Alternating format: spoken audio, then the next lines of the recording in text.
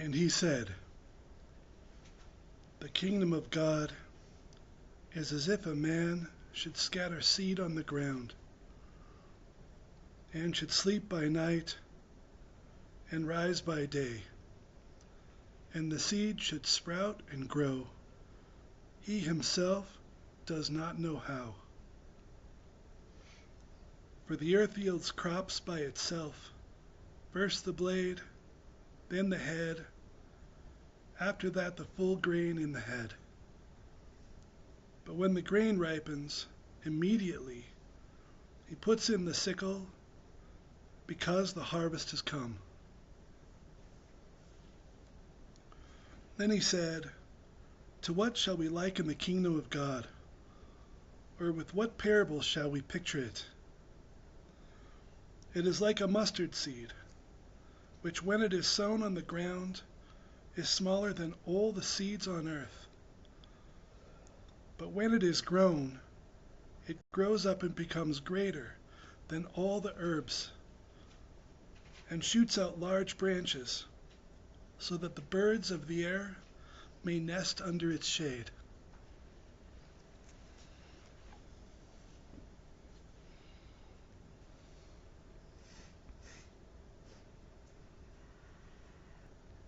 We can get started then.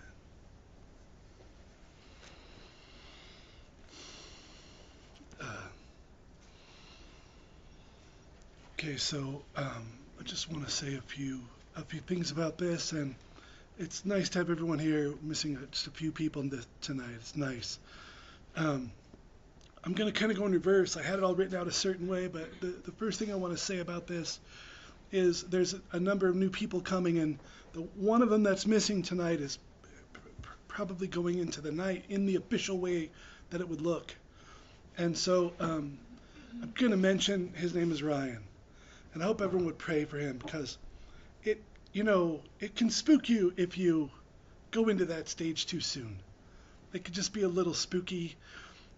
He was one of the new experiments where he came with the new energy, and I was hoping there would be no night for those groups.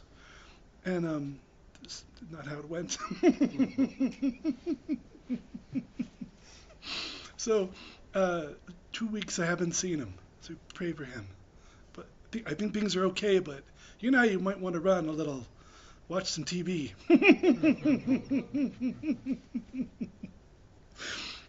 Okay, so the parable of Jesus, I love these two, and I was having a conversation with someone this week, and it sparked this class a little bit, because I remember reading this book by a Hindu master, and he was contrasting Christian mysticism with Hinduism, and one of the things he said about Christian mysticism is it's very clumsy. And I don't think that's true, but I sure know why he thought that, because it looks clumsy on the outside, because the person who's being raised up by Christ does not know how to get there.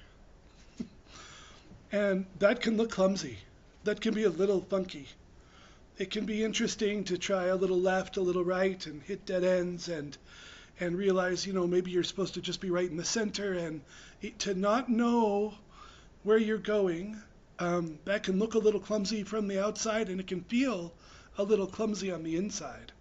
It can. And so I think that's where that criticism comes from. And then it got me thinking. I was talking to someone this week, and I said, and they know very much what the center is about, and I said, I have no idea yet what the center is going to be. And there was just a look of shock, because it's probably, I don't know how many years, I don't have a sense of time, it's got to be 15 years in. So the person looked quite shocked, like, what do you mean you don't know what it's going to be? But I don't. I still don't know, because if I knew, then I would have an agenda beyond what has happened so far. And if I had an agenda beyond what has happened so far, to that extent, I would be ruining whatever it's going to be. I would be ruining it. So then I started thinking about the great projects of my life. I like to keep things really simple. I don't have a lot of big projects, but I have a few serious projects that are directly related to spirituality going. And obviously the first one is the center. Right? This is a project, the kingdom of heaven. What is it? It's just bringing people to Christ in lots of different ways. That's all it is. So the kingdom of heaven is anywhere you find people being brought to Christ. That's the kingdom of heaven. And this is, my life's work, and I really believe in it. But don't for a minute think that I think I know what we're doing. I don't know. I don't know. I don't know what it's going to be. I don't think this is what it's going to look like. That's what I don't think. I just think this is what it looks like now. And I think it's going to change. Then I have, I can't remember. Oh, here they are. Okay. Then the other project is my marriage. That's a project. And that's a real Christian project. You got to stay married and best of your ability, unless someone leaves or lucky you got divorced before you became Christian. Just ducked that whole problem. But that's a serious project, right? But I don't know how to be married. I mean, I can read what Christianity says about it, and it's great, but it also has to grow in you. It has to grow in you. What is it going to look like? That's where I've made my biggest errors, I think, thinking I know how it has to look, and then having the carpet pulled out from under me at periods in my marriage and realizing I don't know how it's going to look. And that there's sometimes it's spooky how much more work you have to do than you thought. It's an interesting project. Marriage is an interesting project, and I consider that absolutely sacred. And I have no idea how to do it. I know how to get where I've got, like by retrospect, but I don't know how to go further. I don't know how. I don't know what it will look like, and the Holy Spirit's got to guide me, and it's hard, because herding cats, it's just hard. And I was thinking too, I really have only one other serious project, but I included this other one in because it's way less than the others, but the next one that matters a lot to me is the band. The band means a lot to me.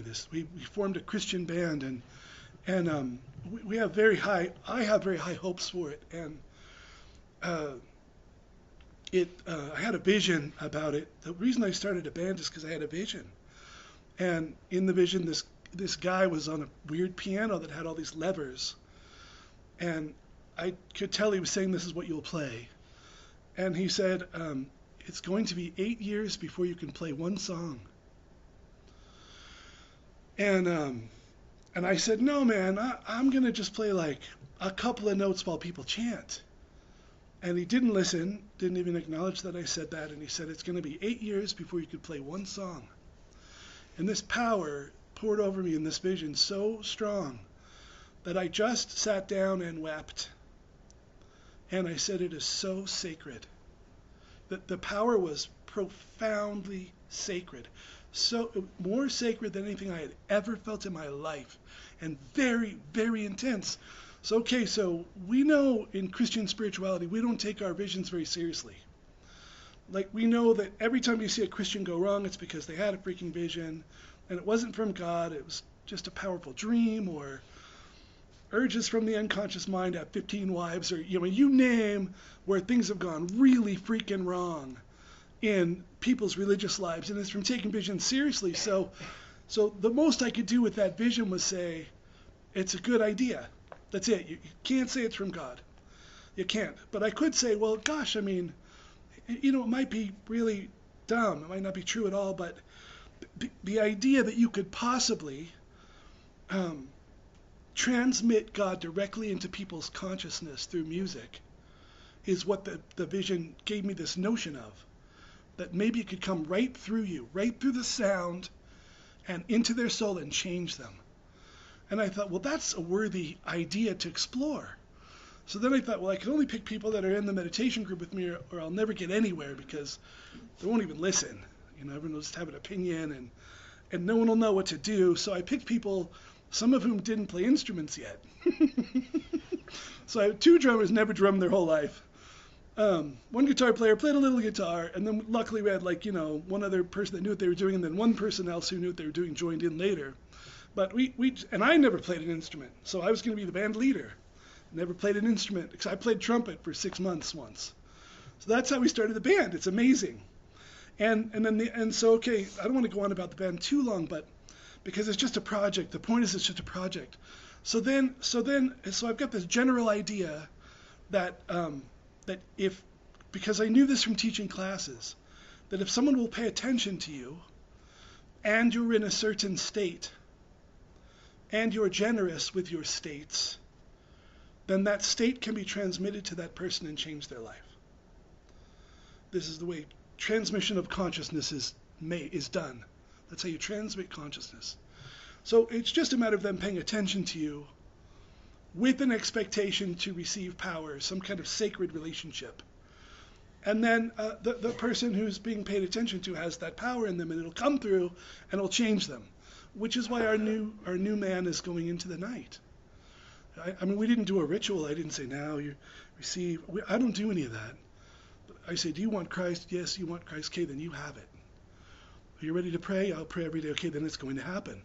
The whole thing will unfold from there. That's transmission of consciousness.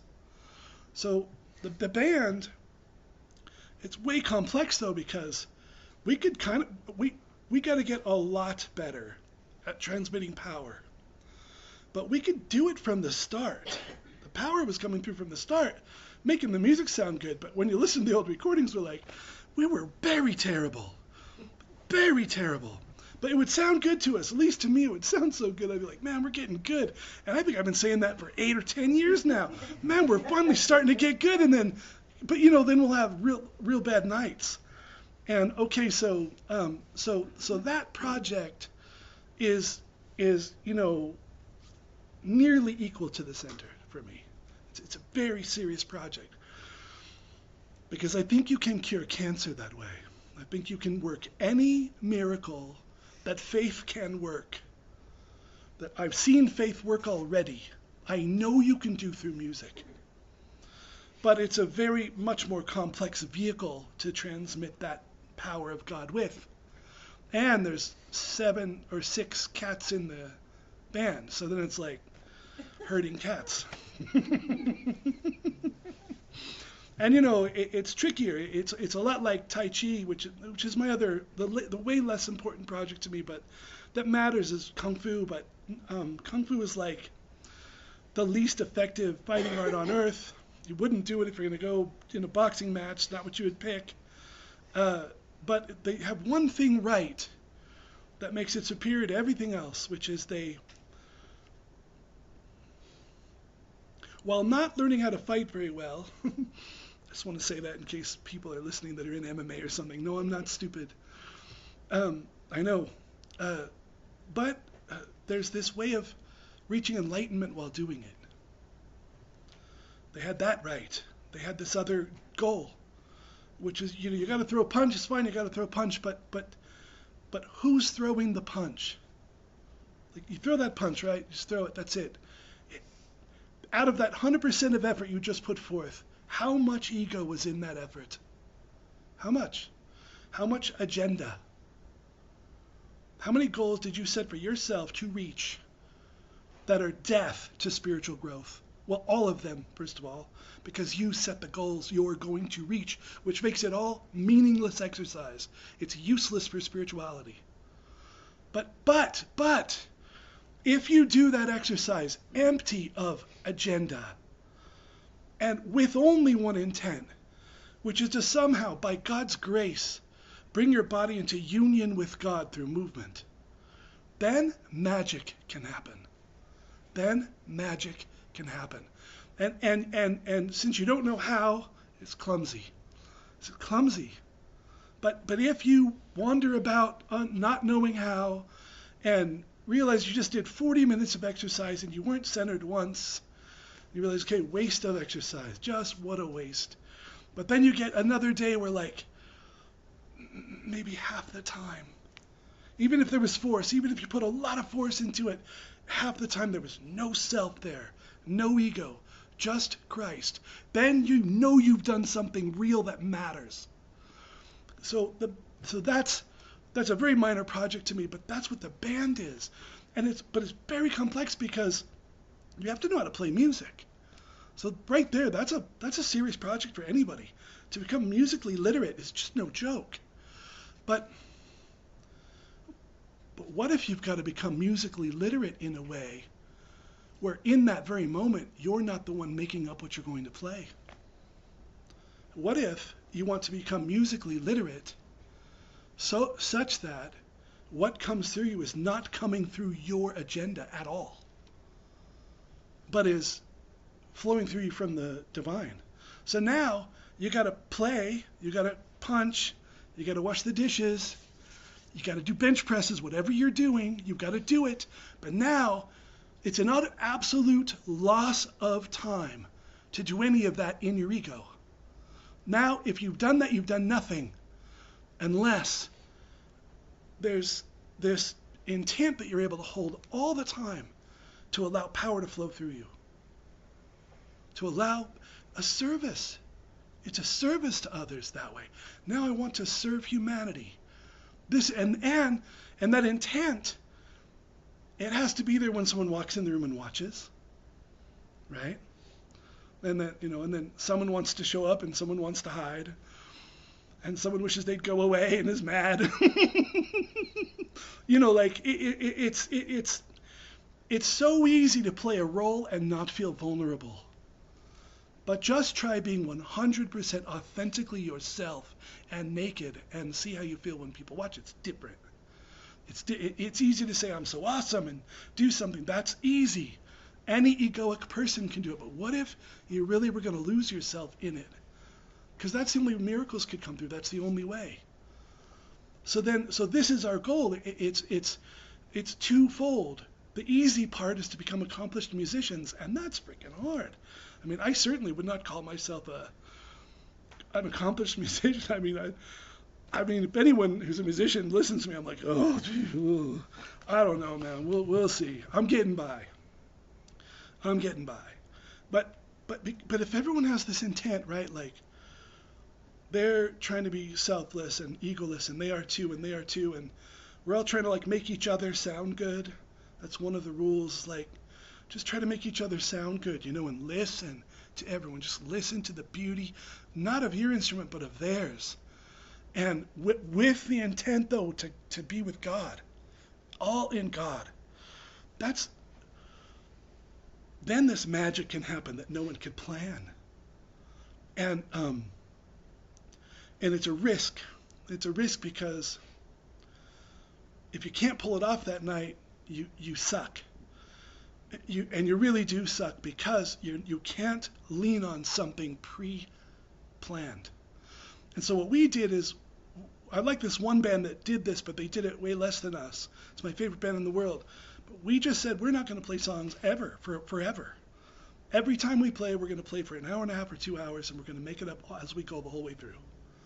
So we just started doing that for years. And I didn't plan this, man, but honestly, we got kind of good at that part. Like, we got where we could do these dances where you could hear instruments that weren't in the room. We often hear angels singing along with us. And I mean, I've many times had to look around and said, who in the heck is singing? And there will be no one singing, and I can hear them because people join in and help. It's a thing. It's an angelic thing. It's real. So we got good at this thing that is weird. I've got all kinds of analogies for it, but it certainly is not left-brained. It is not left-brained. It is not pre-planned. But then, after a while, we started getting songs dumped on us while we were doing that. Like entire songs would form right there in an evening. So that's like, it's weird. Okay, so then we had 10 of those. We probably have 50 original songs. And then, but by the time we had 10, I'm like, oh my gosh, we are going to play songs. And so then we thought we better practice these songs. And I don't have a good sense of time, but Daniel says almost right at 8 years, we could roughly play a crappy song. Like, the first time it came through is the best one. It's always our best. No one knows it, and it's perfect. It's like magic. And then when we try to do it after it just came through magically, we can't do it. It's terrible. And it was 8 freaking years before we could play one song. And now I think it's 10 years in, and we can sometimes moderately adequately play a song. Why so long? Why so hard? It's ridiculous. No band on earth could possibly take that long to learn to play. Why? Because anyone can do a push-up. Anyone can throw a punch. A murderer can throw a punch. They lift weights in prison. Some of those people are really good people, but what about the murderer and the rapist who's lifting weights and is still a murderer and a rapist? Anyone can do that. That's nothing. But try doing that all the way in God and watch it change everything completely. It's a different project. That's the project.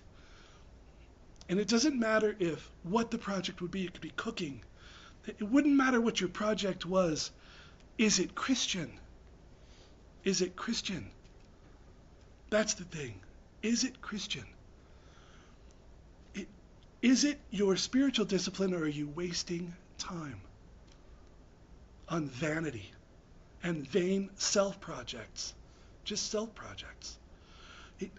That's the difference between something that becomes supernatural and powerful and God, or something that just becomes something.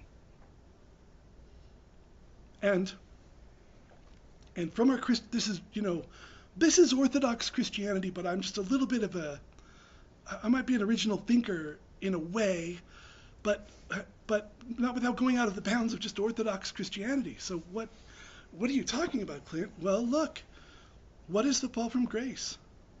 What is it? What happened? Well, we were walking and talking with God, and then we fell, and now we're walking and talking without God. That's the fall from grace. And that's all it is. That's the fall from grace. Walking and talking with God, now walking and talking without God. And the loss of power, the loss of creativity, the loss of beauty, the loss of meaning, and the replacement of God with idols. Like, I'm the best bass player. That would be an idol, right? And it would be a terrible one because I'm not very good. But it'd be an okay one to go for, but it's just a false idol, right? So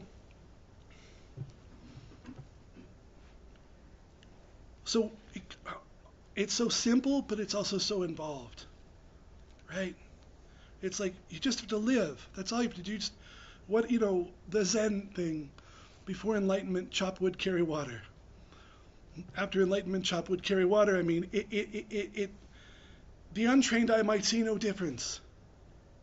But if you were chopping wood, if you were, and you're one with Christ while doing so, and somebody watched you chop wood, it might change their life. It's the same note you're hitting. It's the same freaking axe. It's the same swing. But there's this other thing now. Now it's imbued with God's power. Now it's imbued with God's power. And now there's deep and profound meaning in it when there wasn't. The same exact act could be evil or holy. And there's usually some gradient in between. Right? That's the truth. So I have 4 projects. There's really 5. One I'm not sharing. I have 5 projects, 4 projects, 3 that really, really matter, which I shared. The projects of my life. I'm 52. I have no idea where they're going. If I did, I would be a worthless spiritual director. If I knew where they were going, for sure, it would be dead already. It would not be alive. It would be dogma. It would just be dogma. And even when dogma is true, when dogma is the way it is for dogma, it's death. It's death.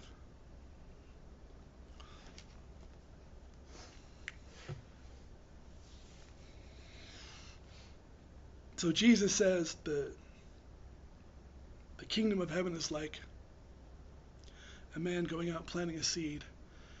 He sleeps by day, sleeps by night. That was me, sleeps by day, wakes by night. That's an artist type of person. But anyway, Freudian slip aside, he himself does not know how it grows. And that's the key to Christian mysticism.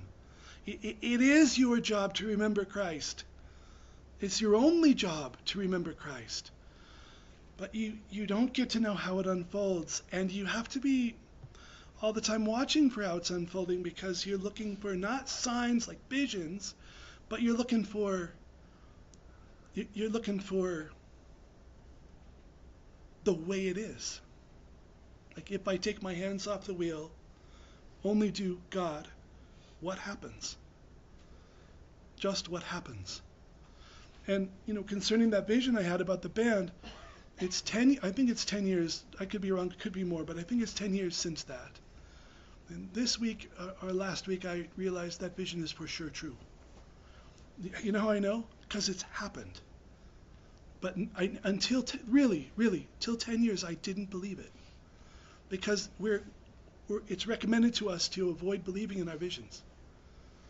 Just avoid it. You just take them with a grain of salt. The saints say if they came from God, they've already put the power in you, and you don't even ever have to think about them again, and it will happen. And if it came from the devil or from your own mind, the more you think about it, the more power it has. It's the opposite, totally opposites. But now I think, no, it was real. It was for sure real. And it has happened. And that means, we're 8 years in and we can barely play a song. That's really awesome. 10 years in, we're moderate.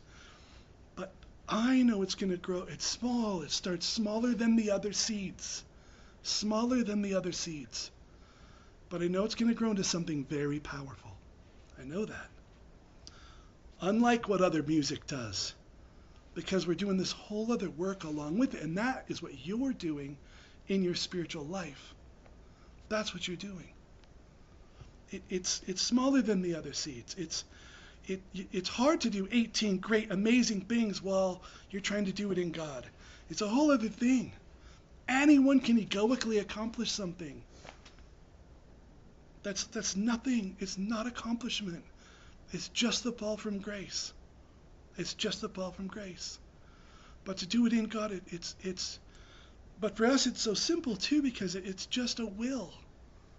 It's just, oh God, let me not be lost. Every time I Kung Fu, you do these forms, like 4 minutes of intense activity, then you wait and rest, and in the middle you're like, oh, I'm halfway through, and I haven't been I just have a sense of faith that I focus on. I just think of faith and Christ a little, and I'll realize halfway through one of them I didn't notice. So it's like, oh, come on, come back. But then other nights, man, other nights is magic.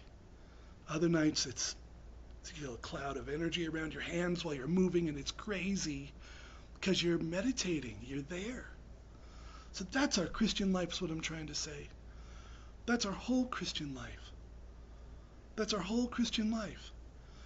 Just back to, so simple, just Christ, just back to Christ. And I'm in a project called a marriage, or I'm in a project called life. How to be a person, as Raya says. I'm just in the project of learning how to be a person, and I don't know what a person is like. So then I got to become a person, but I don't know what they're like, because everything I know is wrong, because the people who taught me were crazy. So now, what do I do? I don't know even what it means, and so to be blind and not know the way is the way. It's the way. Working with someone in Las Vegas, a woman, real neat lady, the kind of person who can turn anything to gold instantly if she wants. If she wanted to make $500,000 a year, she could probably pull that off in about a year. If she wanted to change her career and do something else and make tons of money, she could do it. She's got those capacities. And but how I feel when she tells me that, bored and worried about her. But here's what it sounds like today. I can't believe how arrogant I've been. All I've done is wreck things my whole life. I've been wrong about everything. So wrong that I don't trust myself anymore. And what do you hear, who's been here a while? She's finding the way. She's finding the way. I said, yeah, your gifts are useless. She said, it's worse than that. They're a detriment. That's the person's going to get it. That person, and I didn't know for sure. How is that person how do you find humility when anything you do turns to gold? You're pretty, and you're unbelievably capable so that other people struggle and you could go do the same thing in 5 minutes. How do you? But she found it. She found this humility. And she's going to get it, for sure. For sure.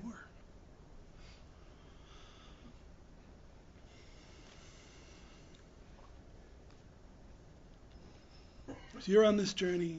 Christ is in you. Paul says to you, wherever you are you foolish enough to begin with the Spirit and end with the flesh?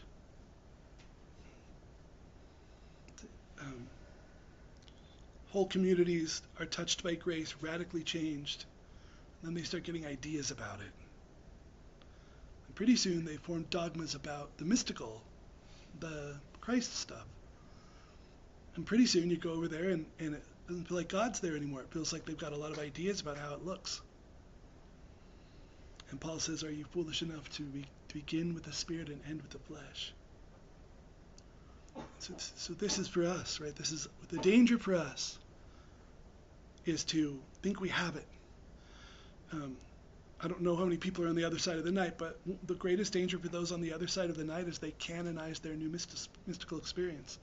They're more prone to being radically wrong than they were when they started, because I used to be full of crap and I'm not anymore.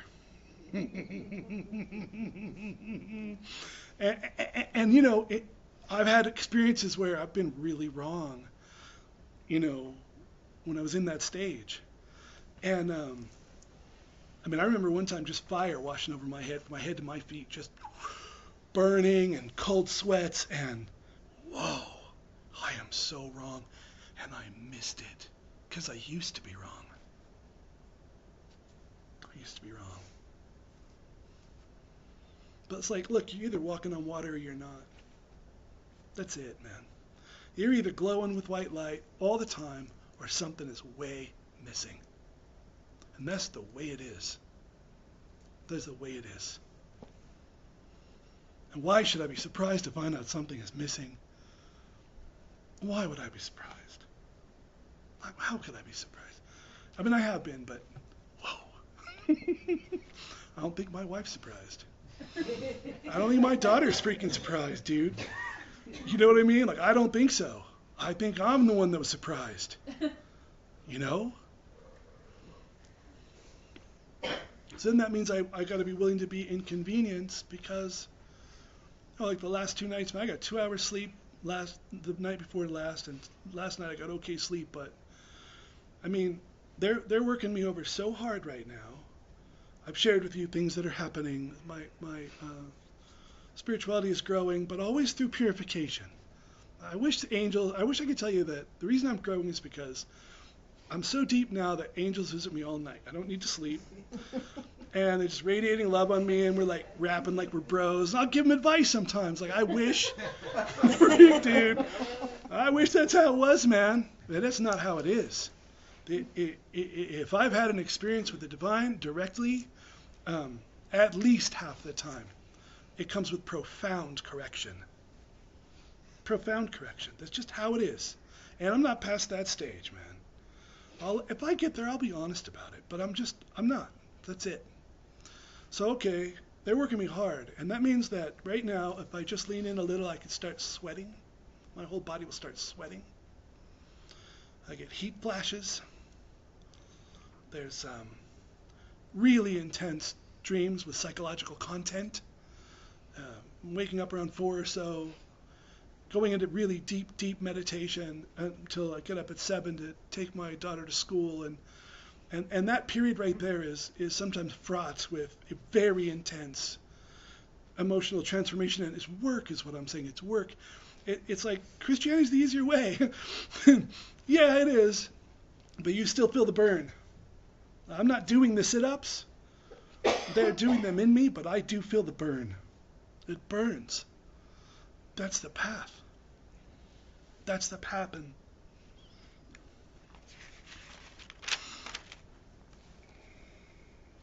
so Peter says, Jesus said, I got to wash your feet, Peter, or you have no place in me. First he says, you'll never wash my feet. No way, dude.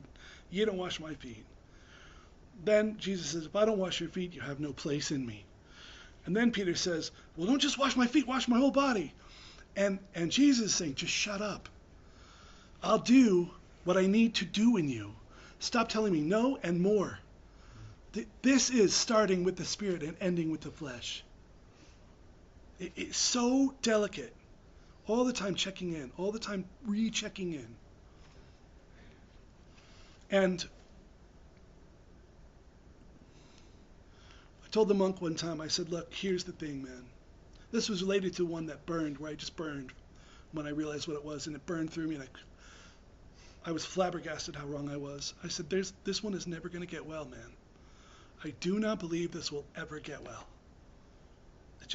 I said, there's no way. First of all, I won't do it. And it seems utterly insurmountable to me.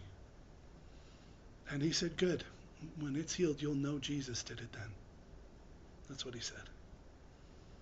I mean, I'm charismatic. I made my case. He said, good. Then when it's healed, you'll know Jesus did it.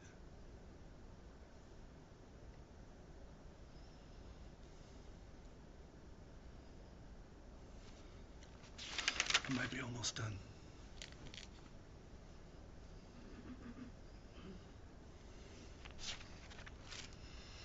Okay, last thing. The most important thing, too. So the reason I don't know what this is, in this or band, I mean, I know a lot about what it is, but you know what I mean. You on the path know what I mean. 2020 looking backwards, total fog looking forwards. That's the path. I don't know what this is because Pentecost is what's coming. That's why I don't know what this is. It's why I don't know what band is, because Pentecost is coming. It's why I don't know what my marriage is, because Pentecost is coming. And Kung Fu with way less, couldn't care less. But if I'm going to do it, it might as well matter a little. Kung Fu, I don't know what it is, because Pentecost is coming. Because Pentecost is coming. So what in the heck is that? Because some of you are not as biblically literate as some Christians would want us to be. What's that? Well, that's when those tongues of fire came down on the disciples and touched them and transmitted floodgates of power into them and consciousness into them. It is said there was no Christianity until that day. There was only Judaism. They were just completely Jewish, just being Jewish. They thought, eventually all of Judaism would join them. That's what they thought. And they were puzzled why it wasn't happening. But then when they got touched, now look, man, they'd spent 3 years at least with Jesus. Think about that. With him. Sleeping in the desert with him, man. Walking with him. Talking with him. Being taught by him. He told them everything, but it didn't sink. It didn't take. I mean, it took, but it didn't take. These guys are raising the dead already. And then Pentecost came. And Pentecost brought, they could speak whatever language they needed to speak after that. They instantly could speak other languages. Or, if not, people heard them speaking in their own language. However you want to see that. It was then, when that power rested upon them and changed them, that a brand new consciousness was born into the world. That's not nothing. And Pentecost is, well, that's going to happen to you. It's happened to me like 3 or 4 times, so I know. I know. It's going to happen. You're going to get touched by fire and transformed. And anything God is doing is to take you towards that point. Some of you are going to notice it more than others, but you're all going to benefit equally. This is very important. Me and Daniel will pass out and have headaches for a month after. And you'll get goosebumps and be like, yeah, I got that.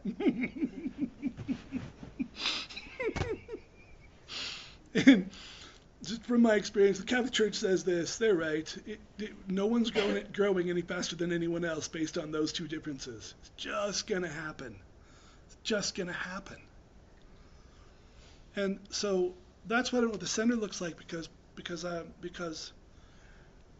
they told me in a vision that the white light would come back, and then it came back 4 times since then. Now it's not come back to the intensity. It's about at 10%. But it's coming, and it gets really. If you could hook your mouth up to a fire hose and have someone turn it on, and I mean, a fire hose is no joke, right? Like it just would blow you over, If you could hook your mouth, you couldn't get it off, If you could hook your mouth to a fire hose and it was just on full blast, you couldn't get it off your face. And then now all of a sudden that water is now blinding white light and God's power. That's about what it feels like. It is no joke, man. It'll blow your freaking head off. It feels like it does. It's God's power really touching you. That's what it is. But it happens every time you pray and meditate. It's just subtle. That's all. You're being touched by God's power. That's the thing. That's what it is.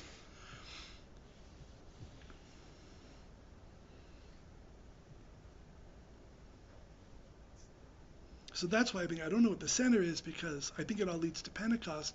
Pentecost is an explosion of creativity. It's happened to me numerous times. It radically changes everything you're doing. It's in continuity with what you're doing, but it doesn't conflict, but it radically changes. It's a continuation. That's the band.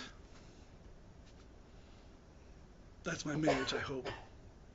That's my marriage. Right? I hope that's my marriage. I owe that to my marriage, to seek God so it could happen.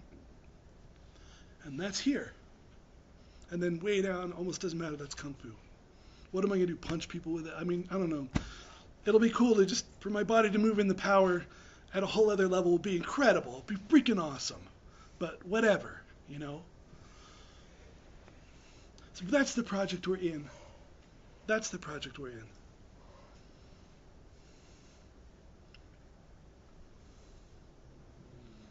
And you have to be dead to the law and dead to sin. And that's why you have to die to get there. That's why. That's why the death comes, because it's death and then resurrection and then ascension. And the death isn't just some wimpy stage to wash away.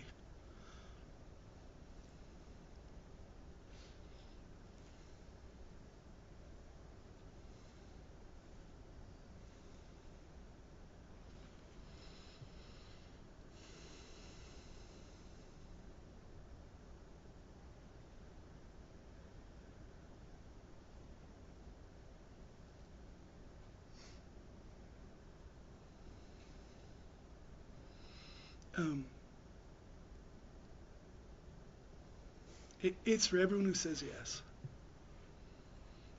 It's not for the...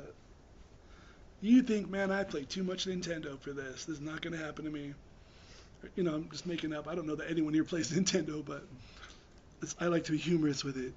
You're thinking of the things that disqualify you. I'd just right now shift your attention to Christ instead. Don't believe that. Don't believe that. Jesus says, don't be unbelieving, be believing. Some people say, I can't, I just don't believe, and I don't believe that. Hidden in that inability to believe is an unwillingness to believe, without some requirement being met first. It's not an inability, it's an unwillingness. Whatever you think disqualifies you, just remember Jesus is bigger than that. He's bigger than that. I am almost certain I'm the sickest one here. I don't very often meet people worse than me.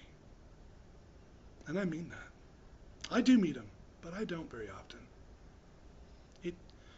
Father Patrick said, Clint, the thing about you, man, is you just make yourself available. He said, you just show up. And I thought, yeah, that's the one thing I freaking do. I'm going to show up and receive it.